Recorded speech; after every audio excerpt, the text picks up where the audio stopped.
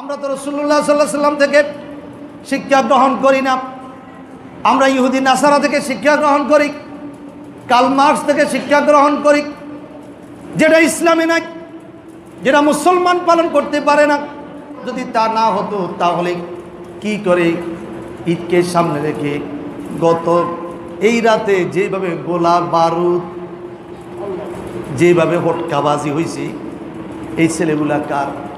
এই নাতিপুতিরা কার? এরা তো আমার আপনার। এরা কি রুজি করে? রুজি করে না।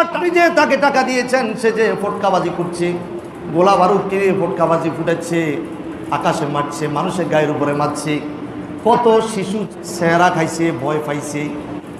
আমরা চমক দিয়ে উঠছি, কি রে এটা কি? এই যে আমরা যদি চমক দিয়ে উঠি, ছোট ছোট বাচ্চাদের কি অবস্থা হয়েছে। এই জন্য হিন্দুরা বলে আমাদের দুইটা পূজা। কয়টা পূজা? মুসলমান ভাইয়েরা আমাদের দুইটা পূজা। কেমনে? একটা পূজা আমরা পালন করি, আর একটা পূজা মুসলমানেরা পালন করে। নাউজুবিল্লাহ বলেন।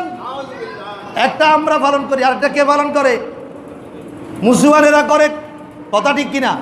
মুসলমানের ঈদে কি এরকম হটকাবাজি ছিল, আতশবাজি ছিল? আপনি কি করেন?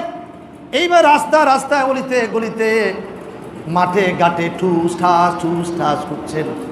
শয়তান মনে হয় বাংলাদেশে আজকে আর ছিল না। গতকাল রাতে শয়তান মনে হয় বাংলাদেশে ছিল না।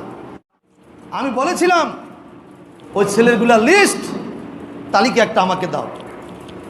কিছু যুবককে বলছি, ওরা ভয়ে দেয় নাই। আমি বললাম যে তোমাদের কোনো ভয় নাই, তোমাদের নামও পড়া হবে না, শুধু বাপের নাম নিয়ে ওই ছেলের নামটা আমাকে দাও। ওর বাবারও জিজ্ঞাসা করি, ছেলেরও জিজ্ঞাসা করি।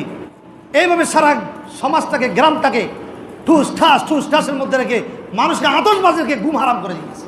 আচ্ছা, আমি বলছি মেহরবানি করে এই কাজগুলো করবেন না, যেগুলো ইসলামে নাই, ইসলাম গ্রহণ করে না, শরীয়তে নাই, শরীয়ত এলাও করে না, এগুলো ত্যাগ করবেন। আল্লাহ আখির দাওয়ানা।